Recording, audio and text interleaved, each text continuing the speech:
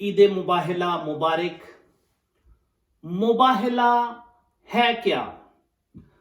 توحید کے مزاج کا مظہر مباہلہ۔ عرض کیا ہے توحید کے مزاج کا مظہر مباہلہ، حقانیت کی جیت کا منظر مباہلہ، حقانیت کی جیت کا منظر مباہلہ، حقانیت کی جیت کا منظر مباہلہ، روشن ضمیر فرد کے اندر مباہلہ، روشن ضمیر فرد کے اندر مباہلہ، روشن ضمیر فرد کے اندر مباہلہ، ہوتا ہے صرف سچ کا مقدر مباہلہ، ہوتا ہے صرف سچ کا مقدر مباہلہ، جیسے خدا کا سورہ اخلاص ہو گیا۔ کیوں؟ کیونکہ سورہ اخلاص میں اللہ سبحانہ و تعالی کی وحدانیت کا، توحید کا ذکر ہے، اور یہ سورہ اللہ سبحانہ و تعالی سے منسوب ہے۔ اسی طرح جیسے خدا کا سورہ اخلاص ہو گیا، یہ لفظ پنجتن کے لیے خاص ہو گیا۔ مباہلہ لفظ، یہ لفظ پنجتن کے لیے خاص ہو گیا۔ اچھا ہوا کیا؟ جب حضرت محمد مصطفیٰ صلی اللہ علیہ وآلہ وسلم کے تمام علمی اور عقلی دلائل کے باوجود نجران کے نصارہ اپنے غلط عقیدے پر ڈٹے رہے، تو اللہ سبحانہ و تعالی کی طرف سے حکم آیا کہ اے محمد ان سے مباہلہ کرو۔ اور کیسے آیا؟ قرآن پاک میں حکم آیا، سورہ آل عمران 3 سورہ آیت نمبر 61، بسم اللہ الرحمن الرحیم، فَقُلْ تَعَالَوْا نَدْعُ أَبْنَاءَنَا وَأَبْنَاءَكُمْ وَنِسَاءَنَا وَنِسَاءَكُمْ وَأَنفُسَنَا وَأَنفُسَكُمْ ثُمَّ نَبْتَهِلْ فَنَجْعَلْ لَعْنَةَ اللَّهِ عَلَى الْكَاذِبِينَ۔ کہو،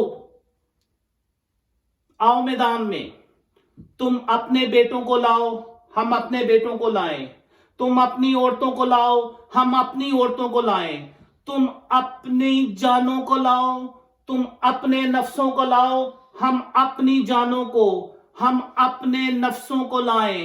اس کے بعد کریں کیا؟ اس کے بعد اللہ کی بارگاہ میں گڑ گڑائیں اور جھوٹوں پر لعنت کریں۔ تو یہ مرحلہ تھا۔ اس ضمن میں شعر عرض کرتا ہوں، کہنے کو گھر بڑوں کے بڑے محترم بھی تھے، کہنے کو گھر بڑوں کے بڑے محترم بھی تھے، اصحاب تھے، عزیز تھے، اپنے حرم بھی تھے۔ حرم کہتے ہیں گھر والوں کو۔ اصحاب تھے، عزیز تھے، اپنے حرم بھی تھے، اصحاب تھے، عزیز تھے، اپنے حرم بھی تھے، اربوں عرب پڑے تھے، ہزاروں عجم بھی تھے۔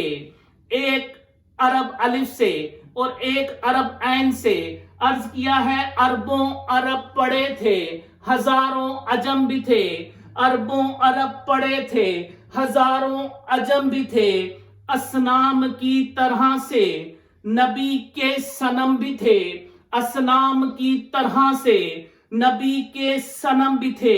صنم کہتے ہیں پیاروں کو۔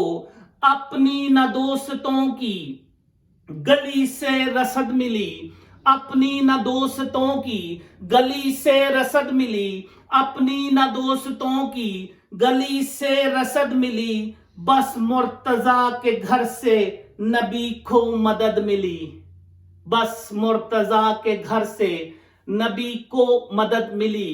کیا مدد ملی؟ ہمارے نبی، ہمارے آقا اور مولا، ہماری جان۔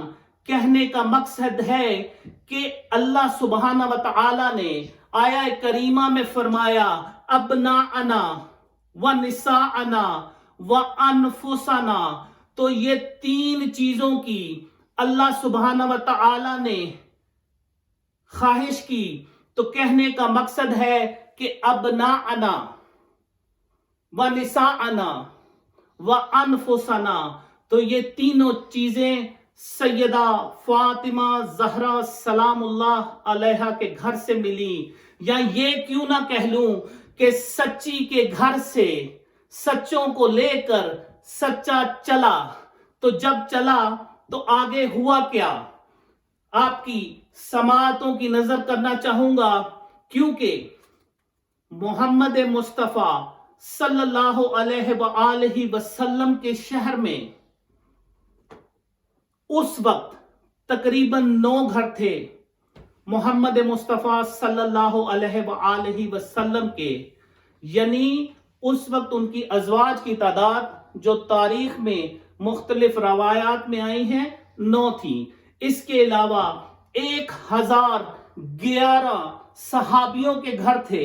تو میں ذہن میں اکثر یہ سوال آ جاتا ہے کہ جن لوگوں کو اہل بیت کے بارے میں شک ہوتا ہے، ان سے میرا سوال ہے کہ وہ نبی سے کیوں نہیں پوچھ لیتے؟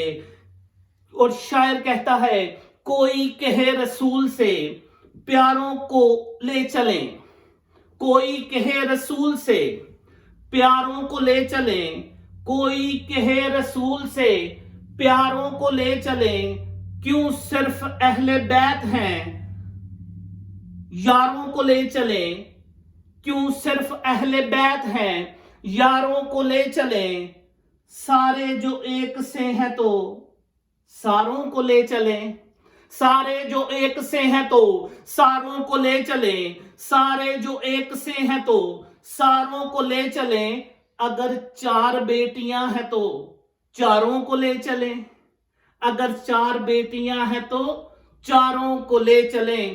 اور اکثر سوچ یہاں آپ پہ رک جاتی ہے، معیار سچ پہ صدق سے معمور ایک ہے، ارے صیغہ نساءنا کا ہے مستور ایک ہے۔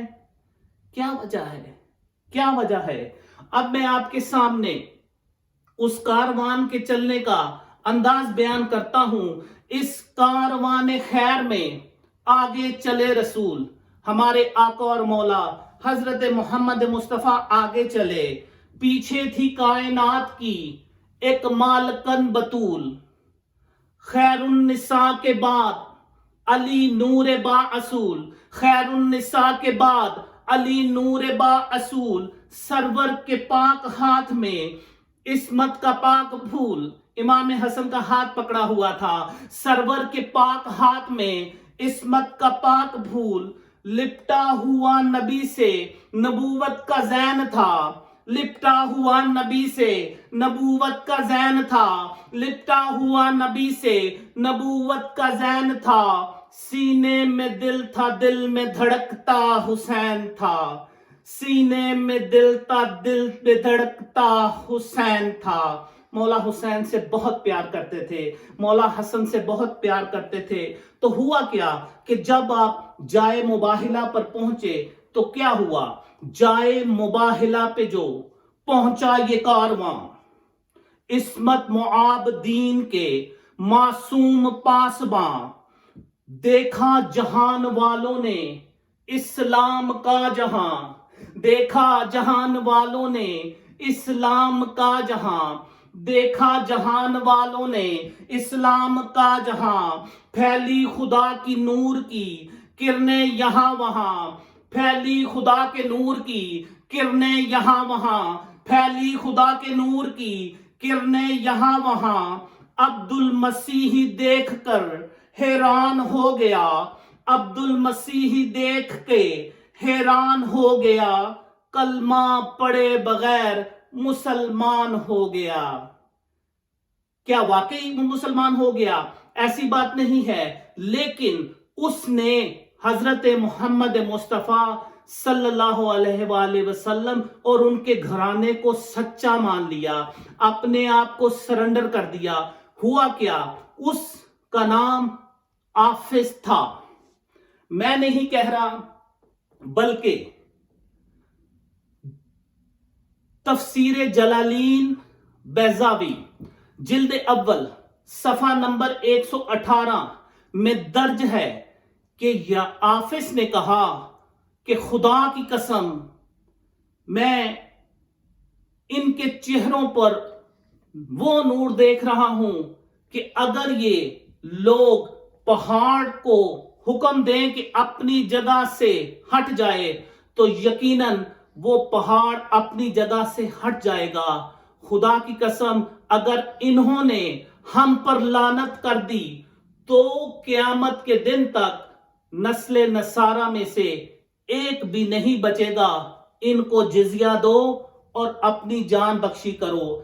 پھر کیسے شاعر اس کو قلم بند کرتا ہے، پھر پادری نے قوم سے فوراً کیا خطاب، پھر پادری نے قوم سے فوراً کیا خطاب، پھر پادری نے قوم سے فوراً کیا خطاب، اس کاروان حق کی انوکھی ہے آب و تاب، اس کاروان حق کی انوکھی ہے آب و تاب، اس کاروان حق کی انوکھی ہے آب و تاب، چاہے اگر تو کاٹ دیں ناخن سے آفتاب، چاہے اگر تو کاٹ دیں ناخن سے آفتاب، چاہے اگر تو کاٹ دیں ناخن سے آفتاب، ان کی دعا ثواب ہے اور بد دعا عذاب، ان کی دعا ثواب ہے اور بد دعا عذاب، ان کی دعا ثواب ہے اور بد دعا عذاب۔ ختم الرسول کا سارا قبیلہ ہی نور ہے، ختم الرسول کا سارا قبیلہ ہی نور ہے، ختم الرسول کا سارا قبیلہ ہی نور ہے، اپنوں کو لے کے آیا ہے سچا ضرور ہے، اپنوں کو لے کے آیا ہے سچا ضرور ہے۔ اللہم صلی علی محمد و آل محمد۔